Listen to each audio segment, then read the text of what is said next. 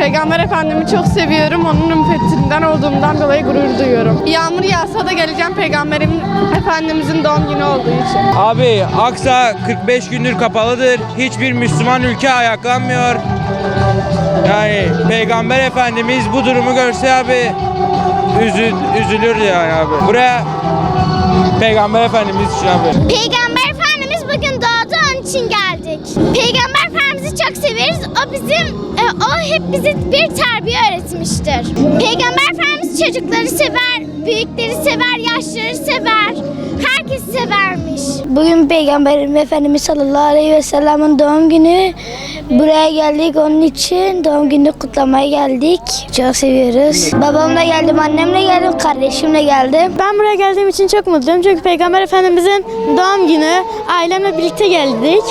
Çok güzel bir yer. Çünkü çok mutlu oluyorum ben buraya geldiğimde. Evet. Peygamber sevdalarına geldikleri için teşekkür ederim. Evet, her sene geliyorum. Olduklarında bu Peygamber Efendimizin doğum günü olduğunda ben her sene geliyorum. Teyzem, kuzenlerim, ablalarım, annem, kardeşimle geldim. Peygamber Efendimiz sallallahu aleyhi ve sellemin bugün doğum günü. Onu anlatılmaz seviyoruz. Evet. Başka zamanlar geldim. Her zaman da geldim. Peygamber çocukları onları koruyarak, onları severek, sevgiyle onları seviyormuş mesela. Peygamberimizi çok seviyoruz. Onun için geldik. Bugün buraya tekbir ve salavat getireceğim. Peygamber Efendimiz çocukları çok seviyormuş. Biz de onu çok seviyoruz. Bugün peygamber sevdaları için gelmişim. Peygamberimiz çocukları çok severdik. Peygamberimiz için gelmişiz. Ailece gelmişiz. Bitlis'ten geliyorum.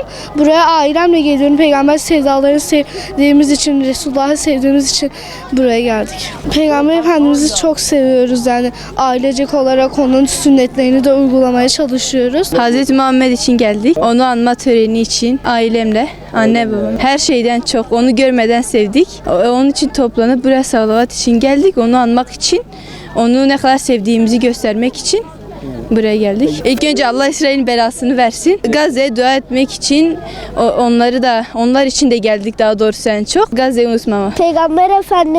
Peygamber Efendimizin doğum gününe geldiğiniz için teşekkür ederim. Çok sağ olun. Peygamber Efendimizin doğum günü çok önemlidir. Çok seviyorum. Peygamberimizin doğum günü olduğu için. Çok sevdiğimiz için geldik ama ailecek gelemedik. Peygamber Efendimiz için geldik. Bugün çok güzel bir gün. Yürüyüş yapacağız. Peygamber Efendimiz için. Buraya ailemle geliyorum. Peygamber Efendimiz'i tanımak için geliyoruz. Peygamber Efendimiz'i çok seviyoruz. Peygamber Efendimiz'i tanımak için herkes buraya toplandı.